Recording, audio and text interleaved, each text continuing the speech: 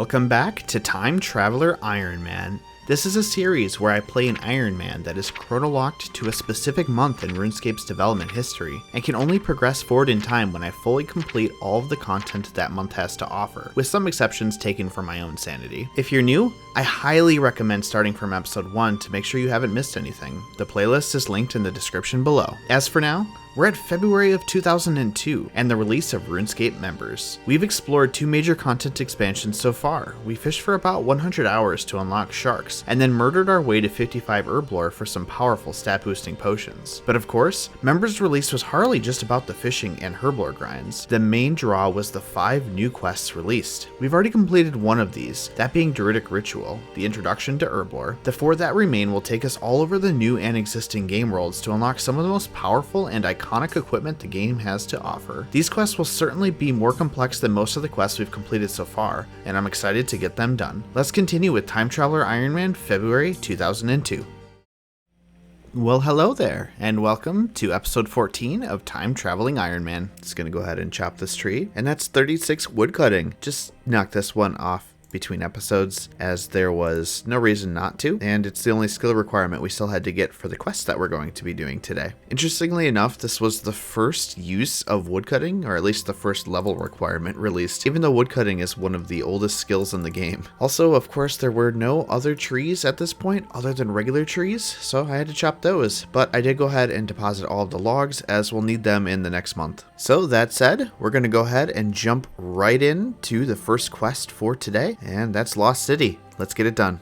Just to the southeast of Draenor Village, there's a camp set up with a very stereotypical set of adventuring friends, where you have an archer, wizard, warrior, and monk. And they're actually on the quest for the Lost City, and we can glean some information about their quest by talking to them. The wizard is a little stuck up. He says, "I bet you can't even cast Wind Strike yet, amateur." And I just say, "You're an idiot." The monk is not very friendly. None of your business, get lost. The archer questions my use of the singular guys and just doesn't want to talk to me. The warrior, however, in stereotypical fashion, is a little bit less secretive and a little bit more willing to part with some of the information they're protecting. He mentions the city of Xanaris, but decides that he wasn't supposed to tell me that. I pry for more information and he tells me more information. He's not very good at protecting this group's secrets. And then I just mock him a little bit, and he goes ahead and tells me that there's a leprechaun hiding in the forest here, and all I need to do is find him to learn the secrets of the Lost City. Literally within eyesight of the camp, there's a tree that has a very unique option. It just says chop versus chop down. If I swing my axe at the tree, a leprechaun appears, and this is actually the first leprechaun that ever existed in the game. So the establishment of the leprechaun race, I guess. And very funnily, it's named Seamus, which, you know, is the most stereotypical Irish name there is. I think this quest is just one big stereotype. He tells me about a shed that's in the lumbered swamp, and that I'll need a special stick to get in there called the Drawman Staff. And he also tells me that the Drawman Staff is crafted from a special enchanted tree underneath the island of Entrana. So that's pretty much our quest. Go fetch the Drawman Staff and enter the shed in Lumbridge to get to Xanaris.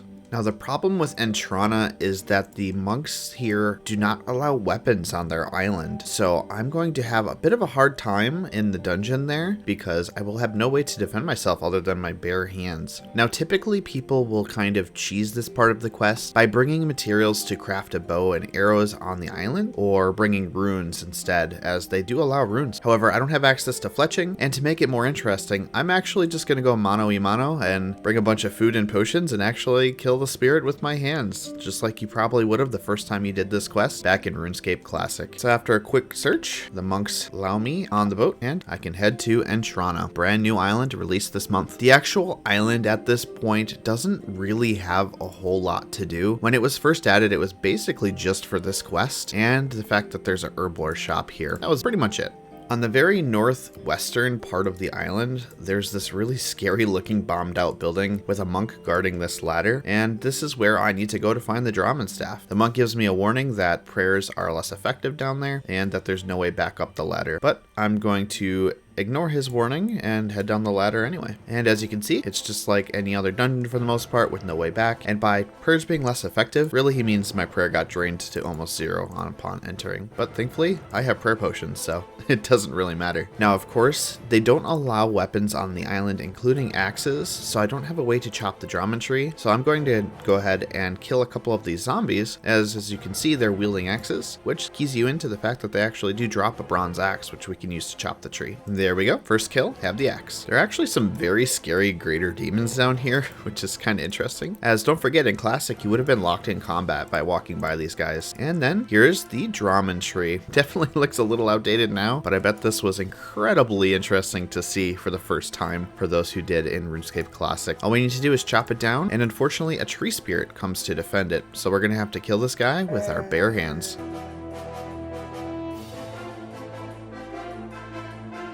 And with the tree spirit vanquished, I am free to chop the tree. Now, interestingly, you could just teleport out of the dungeon, and I did bring runes to do that, but this doorway actually is the only other legitimate way to leave the dungeon, and it puts you at level 32 wilderness. And honestly, I thought there was a warning, but there doesn't seem to be.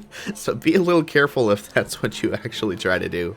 Back in the safety of Lumbridge, we can go ahead and use a knife on the Drummond branch and craft it into a Drummond staff. One of the most iconic items in the game for sure, as this will provide huge unlocks throughout pretty much the entire progression of this account. And here we are at the shed in the Lumbridge swamp, wielding our Drummond staff, of course. Entering the door gives us a weird mushroom teleport effect, and we teleport into the lost city of Xanaris. It is so incredible to be here. Now, interestingly enough, there are a couple useful things here for us other than the main event, of course, which we'll get to in a moment. There's a furnace here that could be useful. There's also a windmill here if I ever needed to make some more flour. It's technically the closest loop between the wheat field, the windmill, and the bank up just to the west here. So this will be the best place to do it. Also, funnily enough, the range that is over here is now further away than the one in Catherby, but in RuneScape Classic, this range was the closest one to a bank in the entire game, so this would be a key place to come do a lot of cooking, at least at that point in time. Now it got moved a little further away, so that's not the case. There's just a regular general store here as well. There's one mob that's oddly out here, the otherworldly being. These don't have any unique drop that I need, but they do, however, drop a lot of nature runes. So if I ever needed to get some nature runes before I can buy them, this will probably be where I come. Killed one just to see, and unfortunately no drop. Oh well. Now, of course, the main event is the marketplace. Though, unfortunately, you can't just go ahead and enter the marketplace. There is a toll that you need to pay. It's called the trading tax, I guess. And it's actually just 1 diamond, which is pretty steep, honestly. Especially considering that my first diamond took me like 120 hours to get.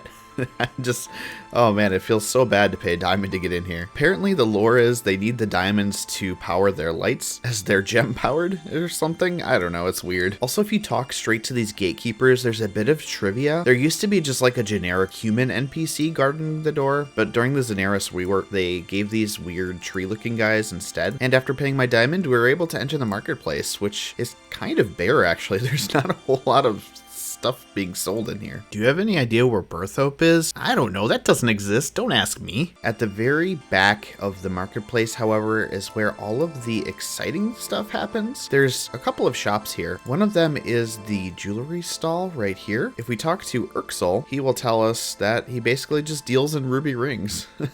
These aren't really useful at this point as there are no enchantments for ruby rings yet, but it could potentially be a good way to convert my ruby stack into a little bit of gold, as obviously he'll buy them for a high elk price. There's also Lutterwind here, who is very strange. She pays top dollar for cabbage, and this is why I brought an inventory of cabbage to try to recoup some of the expenses from my diamond. She pays 100 gold per cabbage, which is really funny. So also all the cabbages get about 2.5k. In theory, you could use this to convert diamonds to money.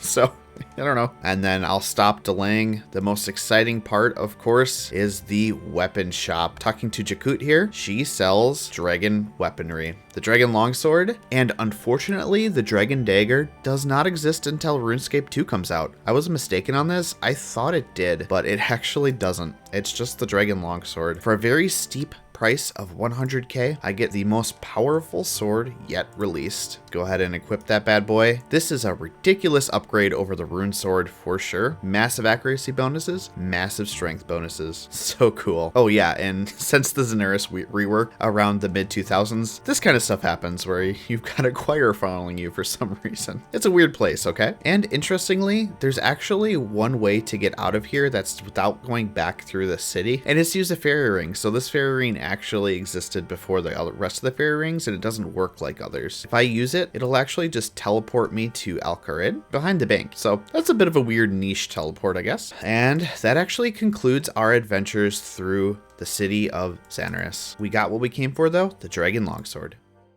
So next we have an actually pretty unassuming quest. This boy on the road between Tal'Vary and Falador accidentally kicked his ball over the hedge into this person's yard, and they wound up stealing it and stashing it in their shed, and he would like it back. So we're gonna go knock on the door for him, have a good grown-up to grown-up conversation, and we're gonna get the ball back. So at the front of the house here, I couldn't even knock on the door if I wanted to. It's not an option, but not surprisingly, it's locked. However, thankfully, the person who owns this house has so kindly stashed a key to the front door under this plant pot right next to it. So we're just gonna do a little bit of trespassing. It's fine. There's a diary that was left on the table in this main room here, and it is not looking good. Inside, the woman who owns the house makes mention of some kind of experiment that eats fungus, tar, and clay, and for some reason needed a cage built in the basement. Surprisingly built by Professor Ottenstein, the mad scientist who turned Ernest into a chicken all those months ago. It seems like the experiment, whatever it is being stored in the back shed where she stashed the ball, which could be a problem. Oh boy. If we try to go out the back door, it's locked, and that's a problem. However, the diary made mention of a way around this. So in the basement here, there's a lot of junk, but there's one piece of junk we're after in particular. If I were to attempt to open this gate, I get shocked. For a lot of damage actually. So I'm gonna wear my gloves and go through instead. And inside here, inside the cupboard, is actually a magnet. And we'll need this, as the diary mentions, to get through the back door. So basically we need to attach this magnet to a mouse that lives in this little mouse hole here. In order to lure it out, I brought some cheese using my foresight of the wiki, and I can easily lure it out, attach the magnet, and as it runs through, it will unlock the door. And thanks to that, we can have a nice chat with the person who owns the house, and I'm sure it'll be super quick and super easy, and she'll give the boys ball back and we'll be on our way. Yeah, she's really mean, isn't she, dude? So yeah, it turns out either she's really worried about me discovering the experiment, or otherwise just assumes I'm a thief for some reason. So we're gonna have to sneak by. And this is actually the first instance of there being any stealth within RuneScape, interestingly enough. We all definitely know that stealth is not a beloved part of this game, and this quest is no exception. Thankfully, Nora T. Haig's garden is covered with these giant hedges that make it really easy for me to walk this path and avoid her. However, not being able to run definitely makes this a little bit more tricky than I'm used to. At the back of the garden, there's the shed, but unsurprisingly, the shed is also locked. So we need to find the key for that. And the diary tells us that she has hid the key to the shed in the fountain in the garden, which, very convenient that you left all of this very critical information to break and enter into your most deepest secrets right on the table of your house. So looking for a compartment in the fountain, we find the key as mentioned in the diary. We can use the key to open the shed, and here's that experiment, which doesn't seem to be bothering anything. I'll just take the ball and the experiment won't let me. Well, let's give this shiny new sword a test run. It's only level 13. It shouldn't be too bad, right? I guess 19. And it's a shapeshifter. Wonderful. This is also the first instance of a shapeshifting NPC in this game, another staple that becomes fairly common in at least a couple of the other early quests in RS2. One other little interesting tidbit is that there's actually no special attacks because this is technically RuneScape Classic, so I am not able to use the special attack on the Dragon Longsword for a long time. However, as you can see, it is still plenty powerful on its own. I can't actually remember the last time I did this quest with melee, and it's just destroying these poor witches' experiment forms one by one. This wolf one being level 53 is the highest, and after this it'll finally be dead. And with that out of the way, we can take the ball, and all we have to do is avoid the witch one more time and we'll be on our way out. Funnily enough, if she did catch us at the end there as we're leaving with the ball, she takes the ball back. She is extremely spiteful to this poor kid with his ball. Also, does anyone know what this ball is actually made of? It looks like your regular everyday plastic beach beach ball that you would get in the modern day, but RuneScape is not set in that setting, it's set in a medieval setting. I don't think they had plastic, and I don't know what they could have used to dye a ball this color and also hold air in it. It's just, this ball seems completely out of place for this context. However, if we chat to the boy, we can give him his ball back and complete the quest, which gives us 4 quest points for some reason. I don't know if that's because we learned about a dark secret or if the boy was just really influential in this area. But that's a lot of quest points. And 6,000 hit points experience, which is usually a staple of early game progress for everyone. However, with this level of experience I have already, it's just a small boost. However, enough to still get a level, which is definitely great. All right, with that all the way, the boy has been helped and we are done here. Let's move on to the next quest. Okay, here we are outside the gates of Camelot, which for some reason exists in Guylenor, even though that's also in Britain, but whatever. One small correction here before we start the next quest. To the west of me lies Sears Village. I had mistakenly said that Sears Village was part of the original February members release. However, it's not. It's actually in March, so I won't be able to go any further west, and this is as far west as the world map continued. But let us hesitate no further. Let's head into the gates of Camelot and begin the next quest. So we catch word that King Arthur of Camelot is having a little bit of difficulty. So of course, what does any other kid want but to become a Knight of the Round Table? So we just barge right in and ask King Arthur, can we be a Knight of the Round Table? And he says, sure, why not? As long as you can rescue Merlin, though. Turns out he's trapped inside a magical crystal, and we need to find a way to break him out. That's all the info that King Arthur gives, and we're gonna have to ask around to see if anyone knows anything else. Funnily enough, if you talk to King Arthur and talk to him about returning to Britain, he says he will return when Britain is in its time of greatest need. I guess World War II wasn't that? Sir Lucan says he tried all the weapons, but none of them are powerful enough to break it yet for some reason, but suggests Excalibur. He doesn't know where to find it though. Sir Palamedes is completely useless and has no clue where anything is. Sir Kay is similarly useless. Sir Gawain gives us a bit of a lead, however, by mentioning the evil Morgan Le Fay, who stays in the Keep Le Fay, which is off of the coast of Catherby, but does not know how to get in, so we'll have to find a way to break in if we want to question her any further. Sir Tristram doesn't even listen to my plight, he just says bye. Sir Peleus suggests using Merlin, who is the person we're trying to save, so that's pointless. Sir Bedivere has no idea either. For some reason I can insult Sir Lancelot for some reason. He does call me a commoner though, so maybe he deserved it. However, he does have some really useful information about how to actually get into the Keep Le Fay. He says that the front doors are probably no good, but I might be able to sneak in the back from boat. So we just need to find a way to smuggle ourselves on a boat that is due for Keep Le Fay. So let's find a way to do that next. Over in Catherby, we can talk to the merchant Arheen and see if he'll let us board his ship. Unfortunately, however, he says he's not quite ready to set sail yet, and he's not willing to just give me a lift. However, he does allude to the fact that he's got a big delivery of candles he's waiting on, and that's going to be our ticket in. Behind the candle shop, there's a crate that just happens to be empty, and I can fit in there no problem. So let's smuggle ourselves aboard a ship. I'm bored. The people carrying the crate do notice that it's a lot heavier than it should be, but don't bother to be looking in it. I guess because Arhin runs a really tight shift and they would get in trouble for looking in. That's very convenient for me because here we are, alone on the dock just outside of Keep Le Fay. So the back door to Keep Le Fay is not locked. However, it is full of these renegade knights that will attack on sight, or not, I guess because I'm too high combat. What I'm really after, however, is at the very top of the fortress, there's Sir Mordred, and we can talk to him, and he'll basically just attack us. However, instead of dying, his mom actually appears, and his mom is Morgan Le Fay. She appears to attempt to spare his life by giving me the information that I want.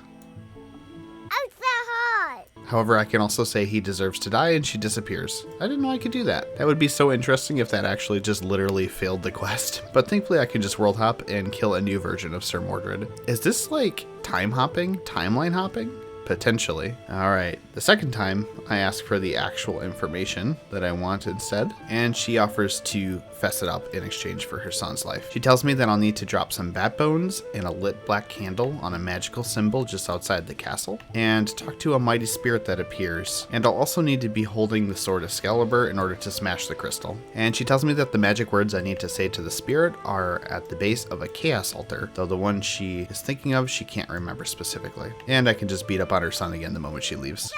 Just outside the keep here, I'm going to stop and kill a giant bat for some bat bones. I'll need those for the ritual. Using a little bit of foresight, I'm going to assume that the candle maker will want me to bring some beeswax in order to make a black candle for me. So I'll use this insect repellent I found inside of Catherby in order to collect a bucket of wax from the bees in the hives there. Of course, talking to the candle seller, and my foresight was correct. He would be totally willing to make me one for free as long as I just bring him the wax for it. So here we go. Black candle accomplished. Now for the chaos altar, there were actually a couple of locations that you would have needed to check. However, I know it's this one just because I'm looking at the guide, but I would have potentially have needed to travel to the Black Knight's fortress or one of the chaos altars in the wilderness in order to see which one had the inscription. However, I see that this one is the one with the inscription, and I've got it. The Lady of the Lake is pleasantly located at this lake just south of Talvery, and I'm going to tell her that I'm seeking the sword Excalibur,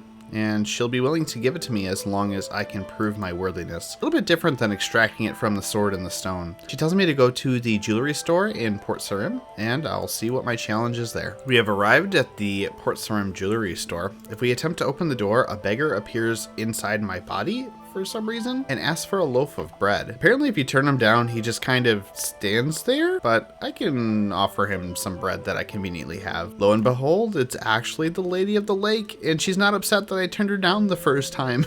I just had to bring some bread eventually. Because of that, she gives me Excalibur.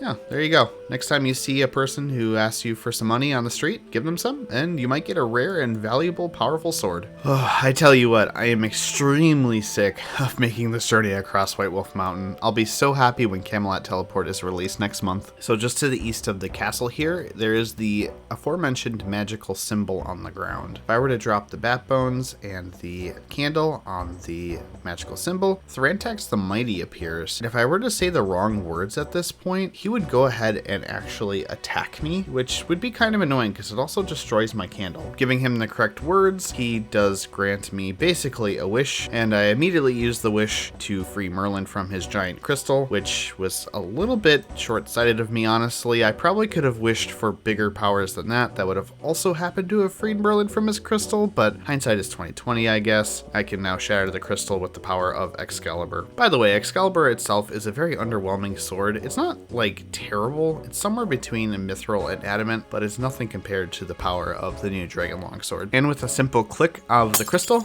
sorry, I kind of nicked you there, Merlin. Merlin is free, and we just need to turn in the quest at King Arthur. And in exchange for the quest, King Arthur dubs us a Knight of the Round Table. I like how he just says, good job, well done, as if he didn't have any doubts ever. I am now an honorary knight, which gives me 6 quest points and the powerful sword Excalibur to take with me. Though unfortunately, at this point, it is extremely useless to me, and thusly, just like with the other really powerful sword I had access to, I threw it on the ground.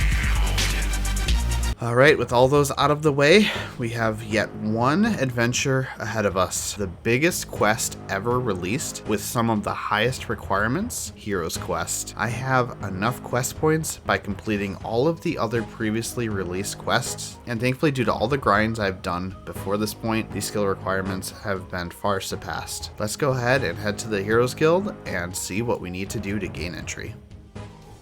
Unfortunately, this is where we're going to have to go ahead and leave off our journey for now. In the next episode, we will begin the most epic journey we've been on so far, and that is to gain entrance into the Heroes Guild and acquire the other most powerful weapon released this month. Thank you all for watching.